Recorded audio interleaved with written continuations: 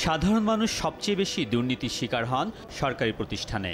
তাই সরকারি চাকুরিদের সম্পদের বিবরণী পর্যবেক্ষণ করা জরুরি বলে মনে করেন দাতা সংস্থার প্রতিনিধিরা। এছাড়া বিভিন্ন মন্ত্রণালয়ে দুর্নীতি পর্যবেক্ষণে শুদ্ধাচার কৌশলপত্র বাস্তবায়ন কর্মকর্তা থাকলেও তারা কতটুকু কাজ করছে তাও খতিয়ে দেখার উপর গুরুত্ব দেওয়া হয় মতবিনিময় সভায়। 2007-08 সালে অনেক সরকারি কর্মকর্তা সম্পদের হিসেব জমা দিয়েছিল। এর ডাটাবেজ তৈরি করা জরুরি এবং সেখান থেকে কিছু কর্মকর্তার সম্পদ বিবরণী বাছাই করে দেখা দরকার যে এই কবছরে তারা কত সম্পদের মালিক হয়েছেন।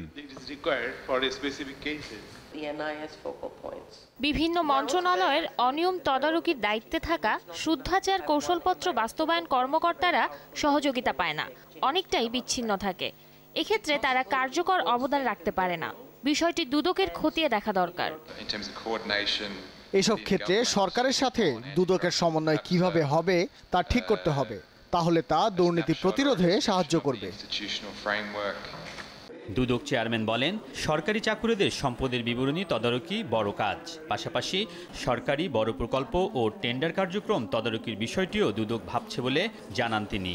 প্রত্যেক 3 বছর পর পর একটা ওয়েলথ স্টেটমেন্ট দিতে হয়, তবে একটা সমস্যা বোধহয় সেখানে আছে, সেটা হচ্ছে যে এর মনিটরিং মেকানিজমটা বোধহয় এখনো ফার্ম আপ করা যায় নাই। আমরা কিছু কিছু প্রকল্পে আমরা চিন্তা করছি যে অ্যান্টি করাপশনের কোনো লোক সেখানে স্টিয়ারিং কমিটিতে দেওয়া যায় কিনা, বা টেন্ডার ইভ্যালুয়েশনে দেওয়া যায় কিনা, বা কোনো প্রকল্পে সোশ্যাল অডিট করা যায় কিনা।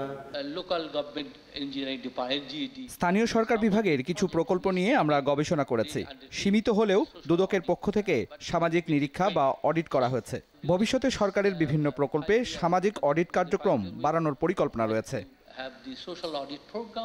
দুর্নীতি বিরোধী অভিযান পরিচালনায় সশস্ত্র ইউনিট গঠনের পরিকল্পনার কথাও জানান দুদক চেয়ারম্যান।